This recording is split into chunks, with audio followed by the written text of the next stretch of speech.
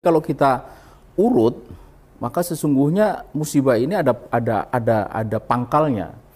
Pangkalnya itu tidak ada lain adalah pelanggaran terhadap hudud Allah, terhadap syariah Allah.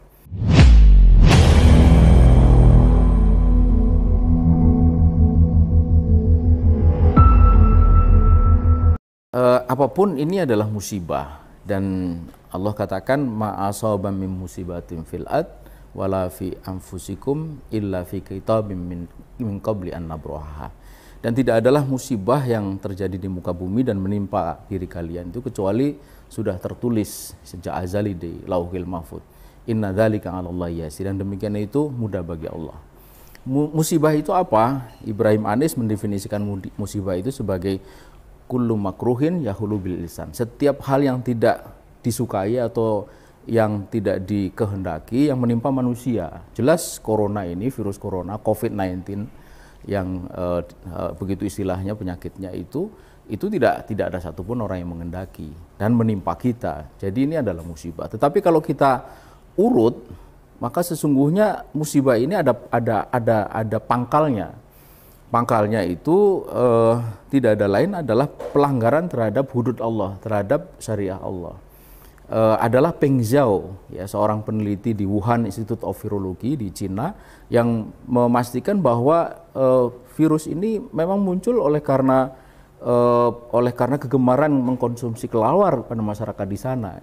Di dalam satu tulisan dia di jurnal internasional Februari 2019 dia sudah mengatakan begitu. Jadi sebenarnya dan kelelawar ini kan haram, ya, tidak boleh.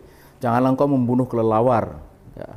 Mungkin ada yang bilang bahwa ya ini kan membunuh bukan makan. Ya makan pasti membunuh gitu. Dan kalau kita makan sesuatu yang haram, pasti akan berdampak buruk gitu. Sebagaimana ketaatan itu akan mendapatkan kebaikan, kemaksiatan itu akan mendapatkan keburukan. Jadi kalau di dalam perspektif Islam, kita melihat buat yang tidak melakukan pelanggaran, tidak melakukan kemaksiatan, ini adalah musibah. Tetapi buat yang melakukan pelanggaran, memakan makanan yang haram, kelelawar tadi itu, maka ini adalah fasad. Dan Allah katakan itu di dalam Al-Quran, dhaharul fasadu fil barri wal bahr bima kasabat aydin nas. Telah nyata kerusakan di daratan dan di lautan oleh karena tangan-tangan manusia. Apa yang maksud bima kasabat aydin nas? Di sana Syekh Muhammad Al-Aisobini menyebut bisa babi ma'asinas wadunubim, karena kemaksiatan dosa-dosa manusia. Maksiat itu apa? Pelanggaran terhadap syariah gitu.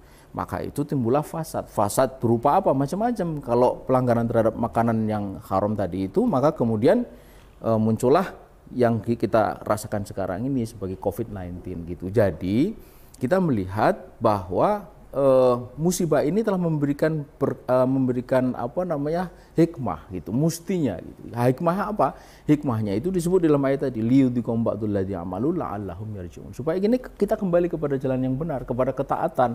Nyambung lagi dengan tema besar tadi itu, Indonesia berkah dengan syariah kafah gitu. Jadi dengan ketaatan itulah ya kita akan mendapatkan keberkahan. Adanya musibah ini semestinya semakin mendekatkan kita kepada Allah Subhanahu wa taala, bukan justru sebaliknya. Yeah. Gitu.